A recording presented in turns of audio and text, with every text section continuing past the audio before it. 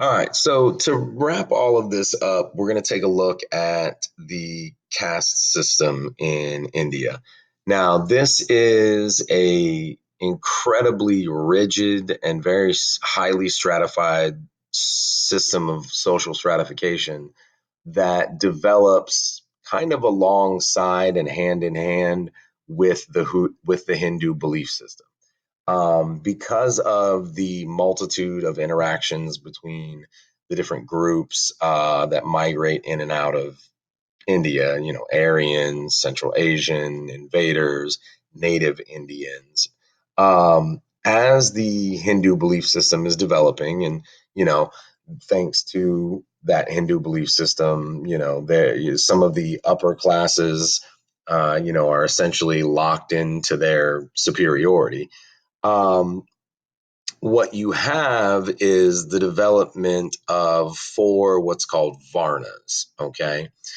And according to this system, all people are forever born into one of four classes, one of four varnas, okay? The top varna is known as the Brahmins. Okay, this is the priests who we've already discussed, right? The holders of the holy knowledge, the ones who are able to perform ceremonies and rituals and sacrifices, and other educated scholars, right? So the top social class is essentially very similar to the top social class in Han China, with an added religious aspect. Now, the second Varna is known as the Kshatriya. These are the leaders, the warriors, the rulers, the kings. Okay, these are the people who go onto the battlefield and win great battles, and therefore are kind of entitled to a higher standing. The third Varna is, and I'm going to mispronounce this, I know I am. Third Varna is the Vaisya or the Vaisya. This is artisans, merchants, people who perform specialized labor. Okay. Um, the final and fourth Varna is known as the Sudra. These are the peasants, the hard laborers. These are the farmers. These are the people who go out and do the physical labor and trade that labor, for other things that they need. And then there is a fifth level of Indian society known as the untouchables.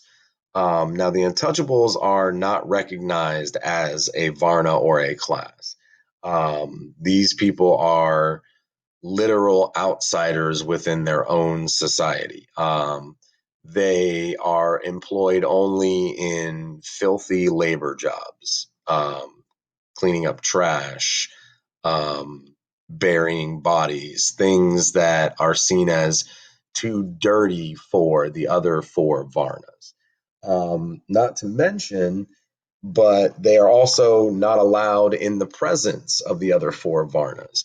So, what you have here is a social system that is religious in nature, that you are born into thanks to the whole belief system of, samsara and karma. And because of that religious nature, it simply reinforces the belief in these social classes and the adherence to these social classes tenfold. Because since there is a religious nature to it, defying it would essentially be, defying the gods. And that's something that you don't want, to be a part of. You don't want that in your life. And these Varnas are incredibly strict and they are incredibly rigid. They determine essentially every aspect of your life. They determine what jobs you are able to perform. They determine who you can and cannot associate with, who you can and cannot marry. They determine what parts, what areas you can live in, because certain Varnas do not interact with other Varnas that are lower down on the scale. So basically, every single aspect of your life is determined upon birth. And it is all based on what Varna you are a part of. Now, within the Varnas themselves, they are broken down further by labor specializations. And these groups, these classifications are called jati. Now, based on your jati, that even further decides and defines who you are. They act kind of as a secondary class within the larger Varna, kind of like a denomination of it. And just like with the Varnas, the jatis within the Varnas are also ranked and very stratified.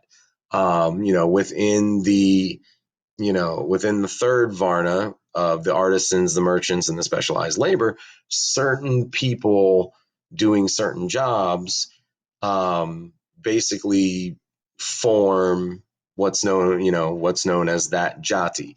And certain jatis are better respected and are of higher rank. And those people, even within that Varna, kind of have to submit to the more powerful jatis. Now, one of the really terrifying side effects of this incredibly restrictive social nature is it creates an almost suffocating patriarchy. And this is a patriarchy that has lasted and has withstood the test of time in many parts of India, even now into 2017. You can see examples of this all over the news if you look hard enough. There are still, even to this day, very disturbing examples of disregard and lack of equality for women in India. Essentially, what the caste system and the Hindu belief system, which plays a part in this, establish is, again, one of the most suffocating patriarchies in the classical era. Essentially, in this system, women are seen as property, first of their father, then of their husband, and then of their sons. And women are expected to have essentially no public life. Now, that doesn't mean they can't go out of the house, but they are not expected to have any public standing or any kind of expectation of success or advancement outside of the home. So much so that women are essentially expected to follow their husbands out of the home towards the end of their life as they go in search of moksha. Um, Throughout the classical era, there are some very specific and, again, very disturbing examples of this patriarchy. Probably the best known is a sacred Hindu text known as the Laws of Manu, which deal with a number of different things within the Hindu belief system, but they also essentially declare that women should not ever be independent, that women should always be tied to or reliant on some man in some way, shape, or form. And this is kind of where the idea of women as property of their fathers, husbands, and then sons comes from. Another really kind of awful example from this caste system in the classical era is the practice of child marriage. Um, these are arranged marriages of women in their early teens, sometimes in, unfortunately, the single digits, to men who are, in most cases, well more than twice their age. And this practice is encouraged for a number of reasons, usually because the family can obtain a very valuable, wealthy dowry, which essentially is a payment. Um, Also, because, this is seen as a way to train women very early on to be obedient and subservient to their husbands. Probably the most terrifying of these practices, which goes well back into the Vedic times, um, is the practice of sati.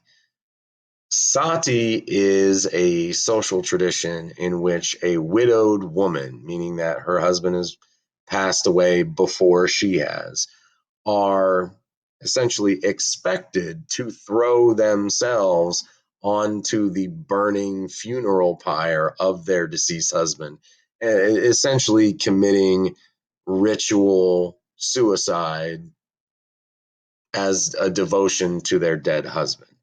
Um, Now, sati is not one of those things that was ever written into law per se, in terms of, political law. However, it was so, kind of culturally expected of women that there were numerous social pressures put on them to comply with this practice. If women did not comply with this practice, they could expect to be shamed, they could expect to be shunned, they could expect to be abandoned by their husband's family, which generally meant that they were left without any kind of support system, any kind of wealth, or any kind of way to, essentially survive or support themselves. So, yeah, the patriarchy is still very strong in the classical era. Um, in India, the convergence of Hindu beliefs and the caste system creates probably one of the most terrifying examples of patriarchy from this era.